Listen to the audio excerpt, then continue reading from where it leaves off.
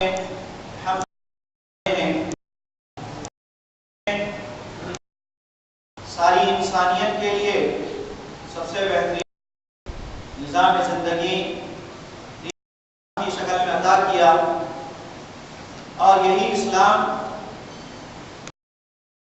جس کو اللہ کے رسول صلی اللہ علیہ وسلم نے اپنی 23 سالہ زندگی میں عملی طور پر نافذ کر کے دکھلایا، معاشرے اور سوسائٹی میں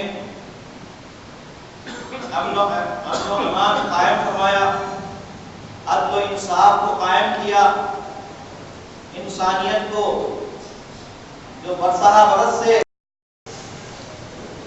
بھٹکی ہوئی تھی، کئی خداؤں کی پرستش کرنے والی تھی، ان سب کو ایک الہ اور ایک معبود کا مضبوط اور ٹھوس عقیدہ آپ نے انہیں سمجھایا، اور ساتھ ہی ساتھ ان کے نفوذ اور ان کے افکار و نظریات کی تطہیر فرمائی اور اس کا تزکیہ کیا۔ مکہ مکرمہ میں 23 سال تک دعوت حق کے لیے آپ صلی اللہ علیہ وسلم نے انگنت قربانیاں دی اور قوم کے ظلم و ستم کو برداشت کیا، سہا، اس پر صبر کیا۔ پھر اس کے بعد دعوت حق کا سلسلہ یوں ہی چلتا رہا اور پھیلتا رہا اسلام، یہاں تک کہ مکہ مکرمہ میں سے نکل کر ملک شام، ایران، عراق اور دنیا کے مختلف مقامات پر اسلام کی کرنیں پھیلتی گئی۔ مدینہ منورہ میں جب آپ نے ہجرت فرمائی تو وہاں کے 10 سال کی مدت میں بھی آپ نے برابر دعوت توحید کو پھیلایا، شرک کا قلعہ خما کیا اور انسانیت کی رہبری کی، امت مسلمہ کو متحد اور منظم فرما کر ایک منظم اسلامی اسٹیٹ اور اسلامی سلطنت کا یا اسلامی خلافت کا آپ نے قیام فرما کر دین اسلام کی تکمیل کے ذریعے سے دنیا سے رخصت ہوئے۔ جب آپ صلی اللہ علیہ وسلم کا انتقال ہوا، انتقال کے ساتھ ہی بے شمار فتنے اٹھ کھڑے ہوئے، کئی فتنے اور کئی سوالات صحابہ کرام کے درمیان تھے۔ سب سے پہلے آپ کے انتقال کے بعد یہ سوال اٹھا کہ آپ صلی اللہ علیہ وسلم کو کیسے ہم غسل دیں اور آپ کی تجہیز و تکفین کیسے کریں، آپ کی قبر کہاں ہوگی اور آپ کی نماز جنازہ کیسی پڑھی جائے گی۔ ان سوالات کے ساتھ ایک اور سوال بھی ہوا کہ آپ صلی اللہ علیہ وسلم کے بعد خلیفہ کون ہوں گے۔ ان حالات میں یقیناً صحابہ کرام کے لیے یہ طے کرنا بہت مشکل تھا کہ خلیفہ کون ہوں گے، مسلمانوں کے امیر کون ہوں گے، امیر المومنین کون بنیں گے۔ یہ بہت بڑا اہم سوال تھا اور اس موقع پر بہت سارے اختلافات کے رونما ہوئے۔ ان سارے اختلافات کا خاتمہ اللہ کے رسول صلی اللہ علیہ وسلم کے اس فرمان مبارک سے ہو جاتا ہے کہ جیسے ہی انصار و مہاجرین میں یہ فکر پیدا ہوئی اور یہ چھیمے گوئیاں چلنے لگی کہ خلیفہ ہم میں سے ہوں گے، ہر کوئی اس کا دعویٰ کرنے لگا، یہاں تک کہ جب ابوبکر صدیق رضی اللہ عنہ نے حدیث رسول صلی اللہ علیہ وسلم سنائی کہ الائمۃ من قریش، کہ امیر یا امیر المومنین قریش کے قبیلے میں سے ہی ہوں گے۔ نبی صلی اللہ علیہ وسلم کی اس فرمان کے سنانے کے بعد ہی وہ اختلاف ختم ہو گیا،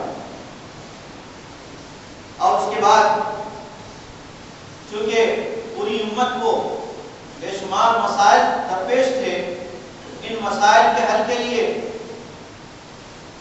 خلافت کی یا خلیفہ کی نامزدگی اور ان کا انتخاب بہت ضروری تھا۔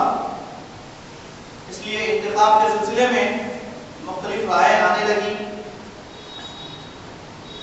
یہاں پر ابوبکر صدیق رضی اللہ تعالیٰ عنہ کے خلیفہ اول ہونے کے لیے بہت سارے شواہد اور بہت ساری دلیلیں موجود تھیں.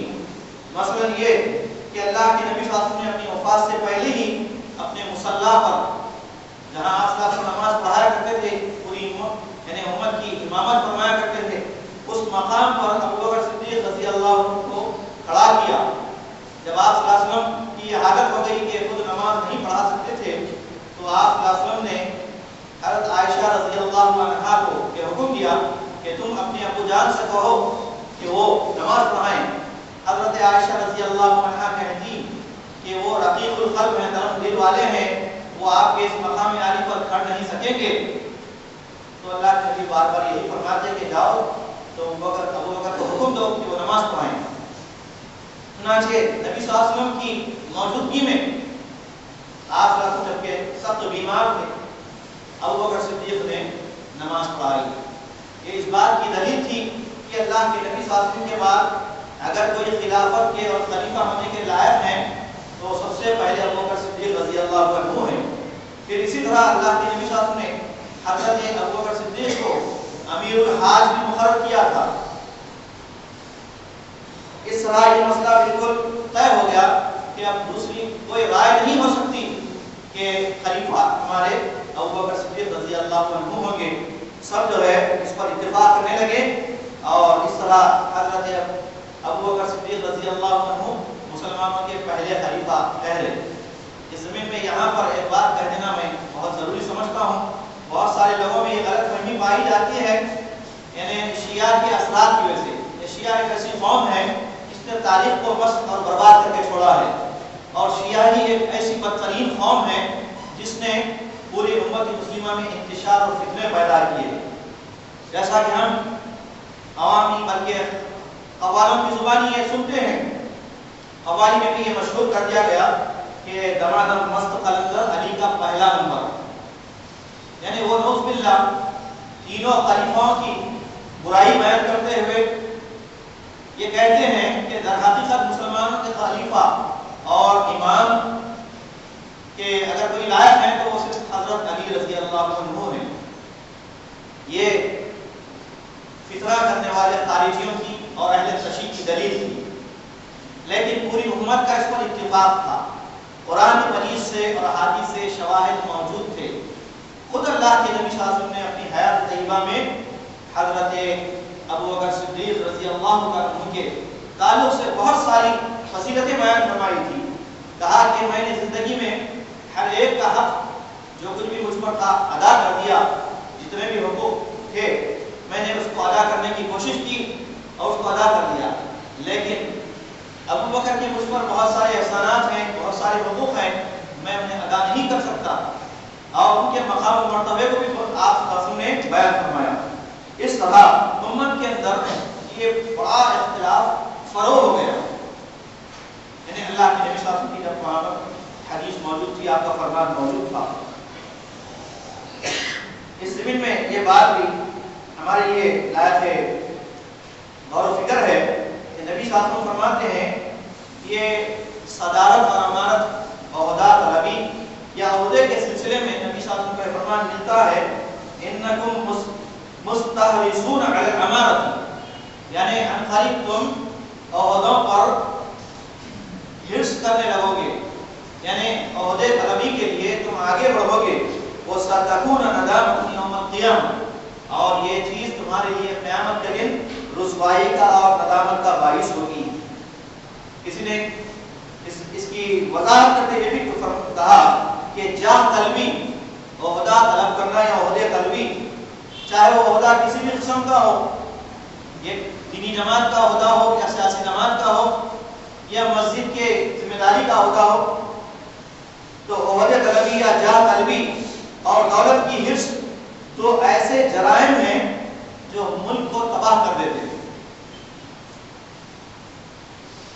سورہ شورا آیت نمبر 39، اس میں اللہ تبارک و تعالیٰ نے ملت اسلامیہ کی اجتماعیت، اتحاد اور مشورے کی اہمیت کا حکم دیا ہے. وَمَا عِندَ اللَّهِ خَيْرٌ وَأَبْقَىٰ، اللہ تعالیٰ کے نزدیک جو کچھ بھی ہے وہ بہتر ہے اور باقی رہنے والا ہے، اور انسانوں کے پاس جو کچھ بھی ہے وہ فانی ہے اور ختم ہونے والا ہے. للذین آمنوا وعلی ربہم یتوکلون،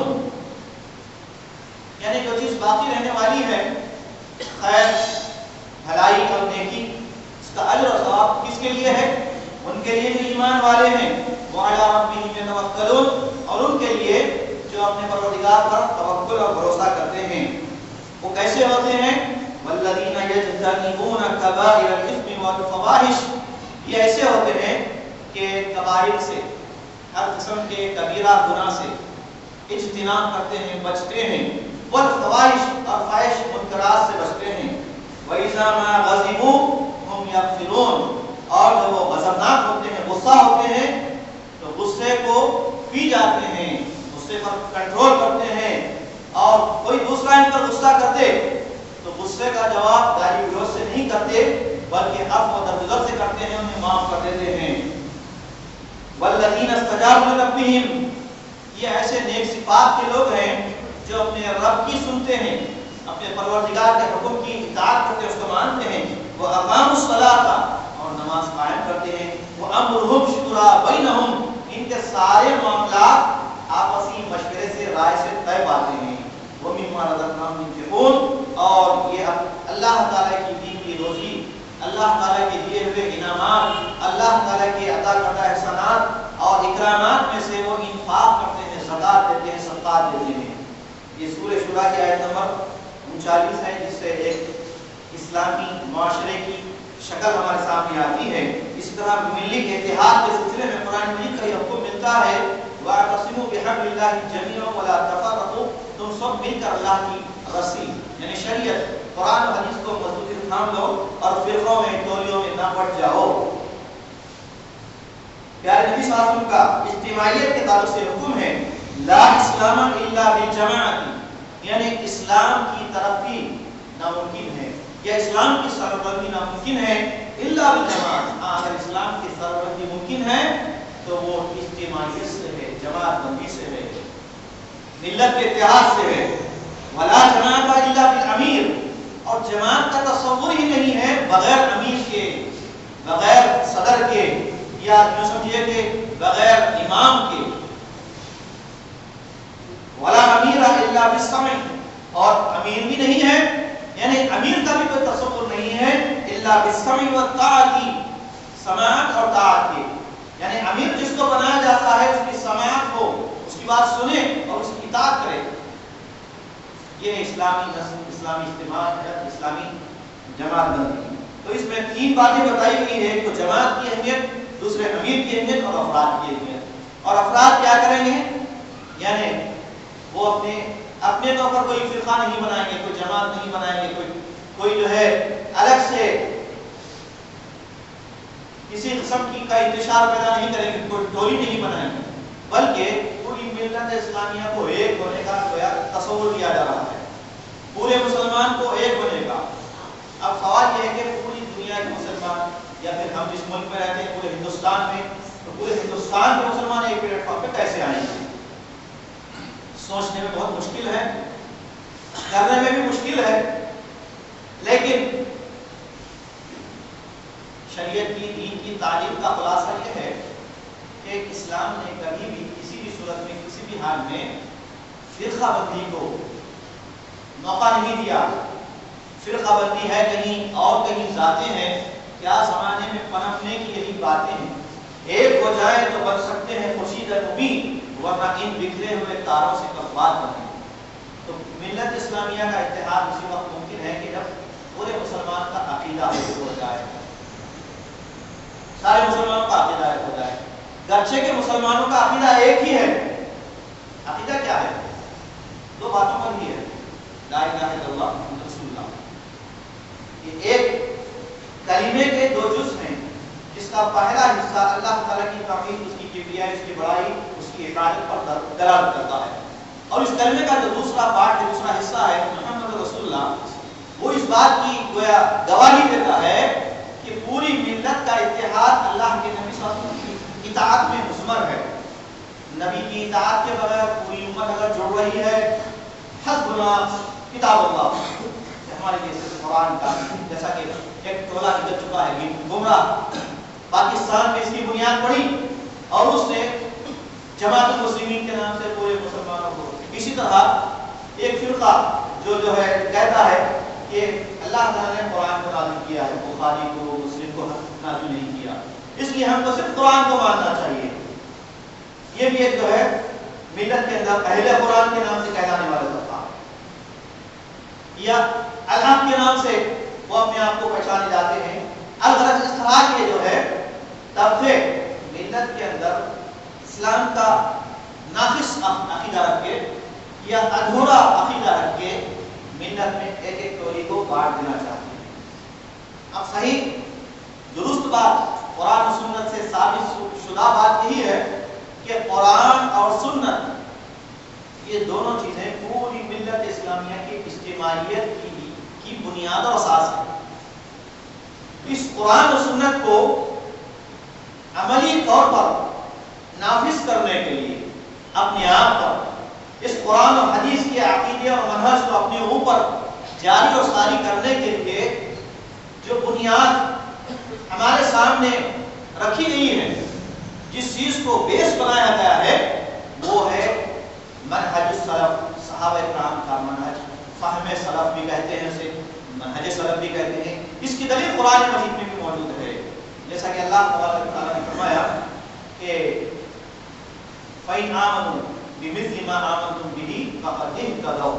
یہ اس کی دلیل ہے، اور بھی بہت سارے دلائل ہیں، لیکن وقت چونکہ بہت مختصر ہوتا ہے تو کہا گیا کہ اگر پورے لوگ فَإِنْ آمَنُوا، پوری دنیا کے لوگ اس طرح کا ایمان لائیں جس طرح کے کا ایمان ہے لوگ، قرآن کا پہلے مخاطب کون تھے؟ اللہ کے نبی کے بعد صحابہ کرام تھے جو اس زمانے میں موجود تھے، تو ان سے مخاطب ہے کہ اگر پوری دنیا کے لوگ آپ کے جیسا، ان لوگوں کے جیسا، یعنی صحابہ کرام کے جیسا ایمان لائیں، صحابہ کرام کے فہم کے جیسا، صحابہ کرام کے فکر کے جیسا، صحابہ کرام کے منہج کے جیسا، صحابہ کرام کے میتھڈ کے جیسا، وہ جس طرح قرآن حدیث کو جس طرح سمجھے ہیں ان کے بعد والے اس طرح نہیں سمجھے۔ اس کی ایک سمپل مثال دیتا ہوں، جیسا کہ آپ لوگ یہاں میرے سامنے ہیں، بڑی آسانی سے آپ میری بات کو سمجھ رہے ہیں، دور ہے کچھ لوگ باہر ہے، ممکن ہے کہ میری آواز وہاں پر بھی پہنچ رہی ہوگی، لیکن جتنا آپ قریب سے سمجھ رہے ہیں بات کو میری، دور والے نہیں سمجھ سکتے۔ تو اسی طرح نبی صلی اللہ علیہ وسلم کی صحبت مبارکہ میں جو ہستیاں رہ چکی ہیں وہ صحابہ کرام ہیں۔ انہوں نے جس طرح اللہ کے نبی صلی اللہ علیہ وسلم کے فرامین کو، قرآن و حدیث کو جس طرح سمجھا ہے، تابعین نے اس طرح نہیں سمجھا، تابع تابعین نے اس طرح نہیں سمجھا، اس کے بعد کا بڑھتا ہے۔ اسی ترتیب کا لحاظ رکھا گیا ہے، یعنی قرآن حدیث کے بعد منہج سلف۔ قرآن حدیث کو سمجھنے کے لیے منہج سلف ضروری ہے، ورنہ گمراہ ہو جائیں گے۔ میں دو مثالیں دے کر بات آگے بڑھاؤں گا۔ ایک بخاری سے، صحیح بخاری کی حدیث ہے، حدیث طویل ہے لیکن مختصر ہی ہے، کہ جیسا کہ استغفار کے باب میں حدیث ہے، اللہ تبارک تعالیٰ جب بندہ جو ہے اللہ تعالیٰ کی طرف آگے آتا ہے، اللہ کی طرف دوڑتا ہے، یعنی ایک قدم آگے بڑھاتا ہے تو اللہ تعالیٰ 10 قدم اس کے پاس آگے آتا ہے۔ جب جو ہے بندہ جو ہے چلتا ہوا آتا ہے تو اللہ تعالیٰ اس کی طرف دوڑتا ہوا آتا ہے۔ یہ طویل حدیث، اس حدیث میں یہ بھی جملے ہیں کہ وہ بندہ جو ہے جب جن ہاتھوں سے وہ پکڑتا ہے اللہ تعالیٰ فرماتا ہے میں اس کے ہاتھ بن جاتا ہوں، جن قدموں سے وہ چلتا ہے میں اس کے قدم بن جاتا ہوں، جن کانوں سے وہ سنتا ہے میں اس کی سماعت بن جاتا ہوں۔ یہ صحیح بخاری کی حدیث ہے۔ اگر ترجمے کو دیکھا جائے تو اسی حدیث کو اہل تصوف نے، صوفیوں نے بنیاد بنا کر فنا فی اللہ، باقی باللہ اور اللہ کے حاضر و ناظر اور جو ہے اللہ تعالیٰ کے حلول کرنے کا عقیدہ کھڑا ہے کہ اللہ تعالیٰ ہم پہ اترتا ہے، جیسا کہ حدیث بتا رہی ہے اللہ تعالیٰ بندے کے ہاتھ بن جاتا ہے، پیر بن جاتا ہے، اس کے کان بن جاتا ہے، نعوذ باللہ۔ یہ انہوں نے مفہوم لیا ہے اس کا اور گمراہی پھیلائی۔ تو خدا کہاں ہے، الہ کہاں ہے؟ وہ کہتے ہیں کہ ہر بندے کے اندر خدا ہے، ہر بندے کے اندر خدا ہے۔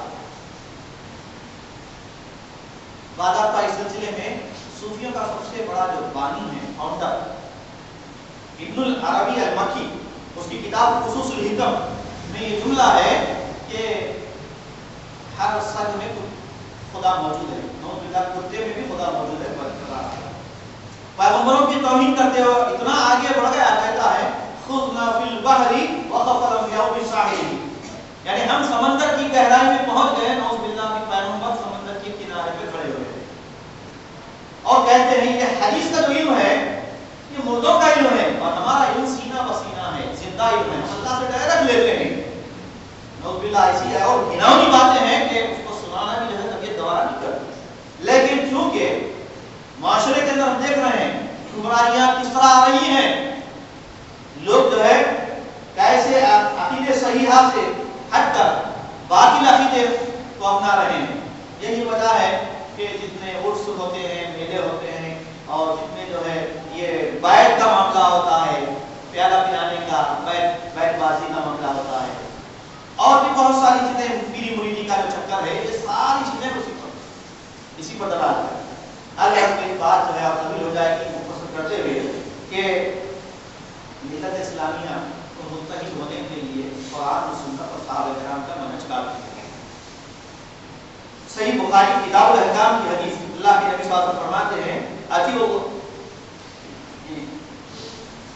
حضرت ابو ہریرہ رضی اللہ عنہ سے حدیث مروی ہے، من اطاعنی فقد اطاع، جس نے میری اطاعت کی اس نے در حقیقت اللہ کی اطاعت کی، ومن عصانی فقد عصى اللہ، جس نے میری نافرمانی کی اس نے اللہ کی نافرمانی کی، ومن اطاع امیری، اور جس نے میرے امیر کی اطاعت کی، فقد اطاعنی، اس نے میری اطاعت کی، ومن عصى امیری فقد عصانی، اور جس نے میرے امیر کی نافرمانی کی اس نے میری نافرمانی کی۔ تو اس سے پتہ چلتا ہے کہ ملت اسلامیہ کا اتحاد، اجتماعیت ضروری ہے، اور انتخاب خلفائے راشدین کے سلسلے میں نے بتایا کہ سب سے پہلے ابو بکر صدیق رضی اللہ عنہ خلیفہ منتخب ہوئے بغیر کسی جو ہے اختلاف کے، یعنی ایسا کوئی جھگڑا نہیں تھا کہ کوئی اور ان کا کوئی ثانی ہو۔ پھر اس کے بعد ان کے انتخاب سے پہلے انہوں نے سوچا کہ اب کسی کو خلیفہ نامزد کیا جائے، چنانچہ ابو بکر صدیق نے کچھ اولو الالباب عقل مند بڑے نے بہت ہی صائب رائے رکھنے والے، درست رائے رکھنے والے، بہت ہی دانشور صحابہ کرام سے مشورہ کرنے کے بعد حضرت عمر فاروق رضی اللہ عنہ کو سلیکٹ کر لیا، نامنیٹ کیا، ان کو منتخب کر دیا، یعنی ان کی نامزدگی کر دی۔ پھر اس کے بعد یہ بھی اپنے حضرت عمر فاروق رضی اللہ عنہ بہت ہی عادلانہ طور پر انہوں نے حکمرانی کی، اس کی تعریف ہے۔ اس کے بعد حضرت عثمان غنی رضی اللہ عنہ کا انتخاب کا مسئلہ آیا، کیونکہ حضرت عمر فاروق رضی اللہ عنہ پر ایسے ضرب پڑے تھے کہ اپنی شہادت سے پہلے، انتقال سے پہلے انہوں نے سوچا کہ بالفعل جو ہے کچھ ساتھیوں کی، کچھ صحابہ کرام کی ایک ٹیم بنائی جائے، چنانچہ انہوں نے 6 رکنی ٹیم بنائی، جن میں حضرت علی، حضرت عثمان، حضرت زبیر، حضرت طلحہ، حضرت عبد الرحمن بن عوف، اور 6 نمبر پر حضرت عبداللہ بن عمر۔ لیکن عبداللہ بن عمر جو حضرت عمر کے بیٹے تھے، ان کے بارے میں کہہ دیا کہ یہ امیر کے لیے منتخب نہیں ہوں گے، 6 افراد میں تو شامل ہوں گے، ان کو امیر منتخب نہیں کیا جائے گا۔ لوگوں نے کہا یہ تو آپ کے بیٹے ہیں، ان کو آپ امیر بنا دیجیے، نامزد بھی کر سکتے ہیں آپ۔ کہنے لگے جس کو گھر چلانا نہیں آتا، جس کو یہ نہیں معلوم کہ بیوی کو طلاق کن حالت میں دی جائے، تو کیا میں ایسے کو میرے بعد خلیفہ بناؤں؟ تو اس طرح یہ 6 رکنی ٹیم نے آپس میں مشورہ کر کے بڑے ہی اچھے انداز سے حضرت عثمان غنی رضی اللہ عنہ کو خلیفہ منتخب کیا، یہ دوسرے خلیفہ ہوئے۔ پھر اس کے بعد تیسرے خلیفہ کے سلسلے میں حضرت علی رضی اللہ عنہ کے سلسلے میں بھی بہت ہی اختلافات ہوئے، اور یہاں تک کہ راستے میں اشتر نقی جو بڑا فتان کا فتنہ پرور تھا، وہ راستے میں بادار میں کو پکڑ لیا، کہنے لگا کہ آپ فوری جو ہے امیر بن جائیے ہمارے، میں آپ پر بیعت کرتا ہوں۔ کہنے لگے کہ ایسا نہیں ہو سکتا، سارے مسلمانوں کی رائے لی جائے گی، مشورے سے کام کیا جائے گا۔ چنانچہ جب سب کا مشورہ سامنے آیا، سب نے آپ کے ہاتھ پر، حضرت علی کے ہاتھ پر بیعت کی۔ اس طرح اللہ کے نبی صلی اللہ علیہ وسلم کے فرمان کے مطابق گویا 12 سال تک خلافت رہی، خلافت جو ہے 12 سال تک رہی، اس کے بعد ملوکیت میں تبدیل ہو گئی، اور خلیفہ ہونا اور بادشاہ ہونا بھی کوئی عیب نہیں ہے۔ پھر کیونکہ بہت سارے انبیاء کرام بھی خلیفہ اور بادشاہ گزرے ہیں، جیسے کہ قرآن میں اس کی مثالیں موجود ہیں، جیسے داؤد علیہ السلام، سلیمان علیہ السلام، طالوت علیہ السلام، ابراہیم علیہ السلام، موسیٰ علیہ السلام۔ الغرض اس طرح خلافت راشدہ کا ایک سنہرا دور تھا جو قیامت تک ایسا دور نہیں آ سکتا۔ ان کے دور میں گویا ہمارے خلفاء راشدین عہدہ طلب کرنے یا عہدے کا کوئی بھی عہدے پر آنے کے لیے وہ راہ فرار اختیار کرتے، اس سے کتراتے تھے، بھاگتے تھے۔ لیکن موجودہ حالات میں ہم دیکھ رہے ہیں کہ جب سیاسی الیکشن ہوتا ہے تو بھی ہر کوئی دوڑ لگاتا ہے، اور اس طرح مذہبی الیکشن ہوتا ہے، مذہبی انتخاب ہوتا ہے، یہاں پر بھی جو ہے لوگ دوڑ لگاتے ہیں، سمجھتے ہیں کہ اگر میں امیر بن جاؤں گا، صدر بن جاؤں گا تو سمجھو کہ میرے لیے جنت کا سرٹیفکیٹ مل گیا، یہ سمجھتا ہے، یا پھر میں جیسا چاہوں گا اپنی پوری رعایا کو نچاؤں گا، یا پھر پتہ نہیں اس کے پیچھے اور کیا مفادات وابستہ ہوتے ہیں، اسی بنیاد پر لوگ اس کے حریص ہوتے ہیں۔ اب آئیے عہدہ اور منصب کے تعلق سے اسلام کیا کہتا ہے، اسلام میں عہدے اور مناصب کی کیا اہمیت ہے اور اس کے کیا احکامات ہیں۔ سورہ نمبر 4 آیت نمبر 58 میں اللہ تعالیٰ فرماتا ہے کہ اللہ یامرکم ان تؤدوا الامانات الی اہلھا، اللہ تعالیٰ تم کو تاکیدی حکم کرتا ہے کہ تم لوگوں کی امانتیں ان کے سپرد کر دو، حوالے کر دو۔ اس آیت کا شان نزول یہ ہے کہ حضرت عثمان بن طلحہ رضی اللہ عنہ یہ کعبۃ اللہ کے دروازے کی چابی کے کلید بردار تھے، ان کے پاس کعبۃ اللہ کے دروازے کی چابی تھی، تو حضرت علی رضی اللہ عنہ نے اسے چابی لے لی تھی۔ جب یہ آیت نازل ہوئی تو اللہ کے نبی صلی اللہ علیہ وسلم کو پتہ چلا کہ چابی کعبۃ اللہ کے دروازے کی چابی جو ہے حضرت علی کے پاس ہے۔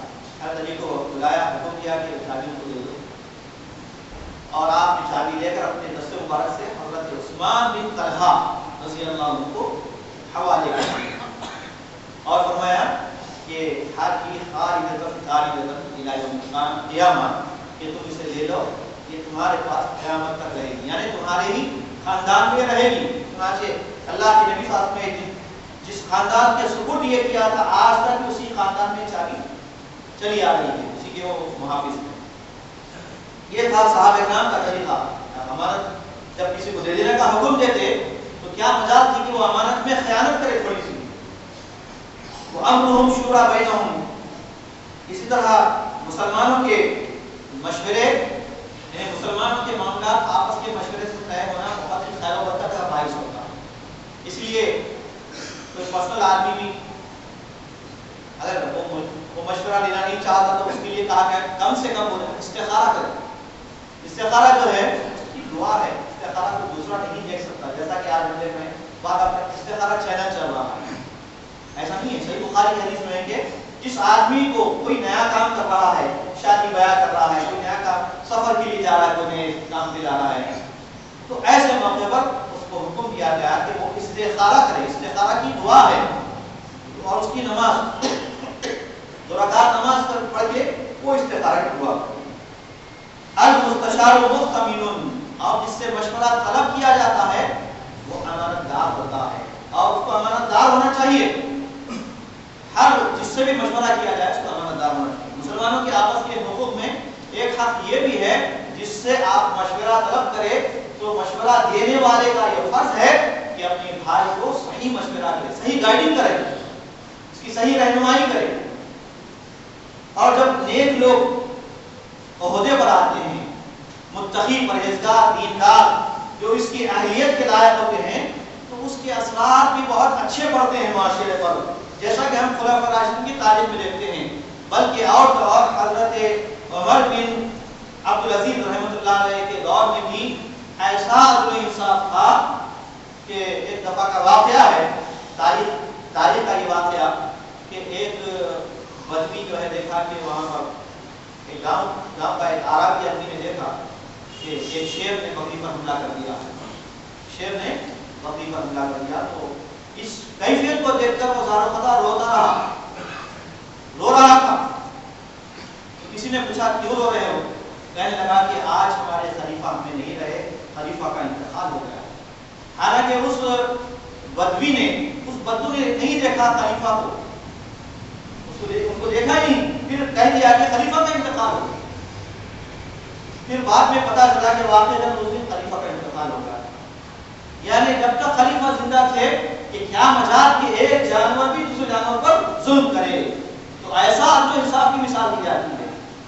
یہ عدل و انصاف اگر مسلمانوں میں، مسلم رعایا میں، حکمرانوں میں، مسلم جماعتوں میں اور سارے مسلم معاشرے میں آ جائے تو معاشرے سے بدامنی، ظلم، ستم سب کا خاتمہ ہو جائے۔ امت مسلمہ کا وجود ہی عدل و انصاف کے قیام کے لیے ہے۔ لیکن آپ دیکھیے عدل و انصاف آدمی کسی کے ساتھ نہیں کرتا، اپنے نفس کے ساتھ نہیں کرتا، ظلم کر رہا ہے تو سارا معاشرہ ظلم پر چل رہا ہے۔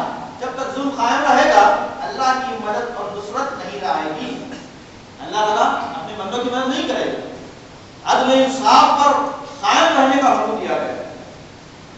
اب عہدیداروں میں، چاہے وہ مسجد کا عہدیدار ہو، مسجد کی کمیٹی کا ہو، مدرسے کی کمیٹی کا ہو، سیاسی جماعت کا ہو، دینی جماعت کا ہو، ایک گھر کا بڑا ہو، اس کے اندر جو بنیادی اوصاف، بنیادی خوبیاں ہیں وہ خوبیوں کا ہونا ضروری ہے۔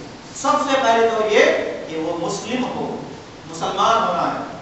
دوسری شرط یہ ہے کہ وہ قرآن و حدیث کے علوم کا ماہر ہو، یعنی قرآن و حدیث کے علوم کی پر دسترس ہو، یا کم سے کم قرآن و حدیث سے مسائل کو وہ اخذ کر سکتا ہے تو وہ استنباط کرنے کی اس کے اندر صلاحیت ہے۔ تیسری شرط یہ ہے کہ عملی طور پر بھی وہ صالح اور متقی ہو، صرف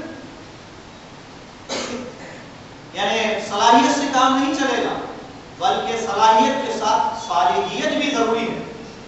صلاحیت اور صالحیت میں فرق کیا ہے؟ صلاحیت یہ ہے کہ آدمی جو ہے علم کے بہت اونچے مقام پر پہنچ گیا ہے، علوم کا ماہر ہے، ہر علم کا ماہر ہے، لیکن صالحیت نہیں ہے، متقی پرہیزگار نہیں ہے، تو اس کا علم اس کے لیے نقصان دہ ہے۔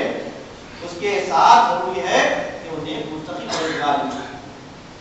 اور ان تمام اس طرح تمام ذمہ داروں کے اندر وہ اہلیت کیا ہے؟ اہلیت کے بغیر کسی بھی عہدے میں کوئی بھی آدمی اگر اس کو لیا جاتا ہے تو اس کے لیے نقصان دہ ہے اور معاشرے کے لیے نقصان دہ ہے۔ ایک شخص نے اللہ کے نبی سے پوچھا قیامت کب آئے گی؟ اللہ کے نبی نے فرمایا اذا بسط الامر الى غیر اہلہ فانتظر الساعۃ، جب دین و دنیا کے معاملات ایسے لوگوں کے حوالے کر دیے جائیں جو اس کے اہل نہیں ہیں، یعنی یہ سمجھیے کہ الیٹریٹ ہیں، نااہل ہیں، جاہل ہیں، دین کی سمجھ فہم نہیں ہے اور پختہ عقل نہیں ہے، حالات کو سمجھتے نہیں ہیں، واقعات کیا ہے نہیں معلوم، ایسے لوگوں کو کوئی بھی عہدہ سپرد کر دیا جائے گا تو معاشرہ تباہ و برباد ہو جائے گا۔ اسی طرح اس عہدیدار میں قوت فیصلہ کی صلاحیت ہو، ایسا نہیں کہ لڑائی جھگڑا ہو رہا ہے، فتنہ فساد ہو رہا ہے تو دونوں پارٹیوں کو جو ہے چاپلوسی کی بنیاد پر واہ واہ کر رہا ہے تاکہ اس کی کرسی اقتدار باقی رہے۔ ایسا نہیں ہونا چاہیے۔ حق کو یعنی حقدار کو اس کا حق دلانا چاہیے اور مظلوم کی مدد کرنی چاہیے۔ اسی طرح وہ حلیم، بردبار ہو، سمجھدار ہو اور وہ جو ہے جذبات پر غالب آنے والا نہ ہو، جذبات کو اپنے اوپر جو ہے غالب کر لینے والا نہ ہو، بلکہ تحمل مزاج کا ہو۔ یہ کچھ بنیادی اوصاف ہے، ان اوصاف کا اس کے اندر پایا جانا ضروری ہے۔ اور اگر وہ شریعت کے مطابق زندگی گزارتا ہے، اس کے کیریکٹر اچھے ہیں اور نماز صوم صلاۃ کا پابند ہے تو وہ جو ہے کسی بھی کمیٹی کا رکن بن سکتا ہے، رکن شورا بن سکتا ہے، پھر یہی رکن شورا جو ہے اپنے امیر کو منتخب کرے گی۔ یہ طریقہ کار ہے مختصر طور پر جو کسی بھی عہدے کے لیے اور کسی بھی تنظیم اور جماعت کے لیے جس کا ہونا بے ضروری ہے۔ اس کے بغیر ہم اپنے معاشرے میں جو بے اعتدالی پاتے ہیں، جو ظلم و زیادتی پاتے ہیں، جو فتنہ و فساد پاتے ہیں، اس کی بنیادی وجہ یہی ہے کہ معاشرے میں لوگوں نے انتخاب کے اصول کو فراموش کر دیا ہے۔ ایسا آدمی بھی منتخب ہو جاتا ہے جو انگوٹھا چھاپ ہے، جو دین کے خلاف جس کی زندگی گزرتی ہے، شریعت کا اس کو کوئی پاس و لحاظ نہیں ہے، حرام کھاتا ہے اور رشوت خور ہے، سود خور ہے، بے دین ہے، ایسے لوگوں کو جو ہے لوگ ہم دیکھتے ہیں کسی مسجد کا بھی صدر بنا دیتے ہیں، کسی جماعت کا بھی ذمہ دار بنا دیتے ہیں. یہ اس وجہ سے ہوتا ہے کہ لوگ جو ہے یا تو کسی کی چل زبانی سے مرعوب ہو جاتے ہیں، یا کسی کے جو ہے دولت سے مرعوب ہو جاتے ہیں، یا اس کی شہرت سے مرعوب ہو جاتے ہیں، یا پھر اس سے کوئی کام بننے کا ہوتا ہے تو جو ہے معاملہ جو ہے ایک دوسرے کے ساتھ اس طرح کا کیا جاتا ہے جو دین کے لیے انتہائی تباہ ہے. اور ان تمام حرکات سے، ایسی چیزوں سے بچنا چاہیے. ہم کو اللہ تعالیٰ سے ڈرتے ہوئے کل قیامت میں اللہ تعالیٰ کے پاس کو جواب دینا ہے. اللہ کے نبی کا فرمان سناتے ہوئے اپنی بات کو ختم کروں گا. پیارے نبی صلی اللہ علیہ وسلم نے فرمایا کلکم راعی و کلکم مسئول عن رعیتہ، تم میں کا ہر شخص مسئول ہے، ذمہ دار ہے، جواب دہ ہے. کل قیامت کے دن پوچھا جائے گا، یعنی گھر کا آدمی صدر ہے، وہ صدر خاندان ہے، اس سے پوچھا جائے گا اس کی بیوی بچوں کے بارے میں، اس کی آل اولاد کے بارے میں، اور اسی طرح جماعت کا امیر ذمہ دار ہے اپنی رعایت کے بارے میں، اس سے پوچھا جائے گا. عورت ذمہ دار ہے اپنے گھر کی، اس سے پوچھا جائے گا اس کے گھر کے تعلق سے اپنے شوہر کے مال و دولت کے بارے میں. الغرض ہم میں ہر آدمی مسئول ہے، ہم سے باس پرس ہوگی، لہذا ہم بچ نہیں سکتے. کسی نہ کسی حیثیت سے ہم ایک ذمہ دار ہیں، اگر مسجد کے نہ صحیح، مدرسے کے نہ صحیح، کسی جماعت کے نہ صحیح، لیکن گھر کے تو ذمہ دار ہیں. اس اعتبار سے ہر آدمی کو جو ہے اپنے اعمال کی اصلاح کرنی چاہیے اور اپنے جو ہے طور طریقے کی اصلاح کر لینی چاہیے، تاکہ ہم دنیا میں بھی جو ہے امن سے زندگی گزار سکے اور قیامت کے دن اللہ تعالیٰ کی خوشنودی ہمیں مل سکے. اللہ تبارک و تعالیٰ سے دعا ہے کہ اللہ تبارک و تعالیٰ ہم سب کو صحیح معنی میں قرآن و سنت پر عمل کرنے کی توفیق اور ساتھ بخشے. آمین. وآخر دعوانا الحمد للہ رب العالمین.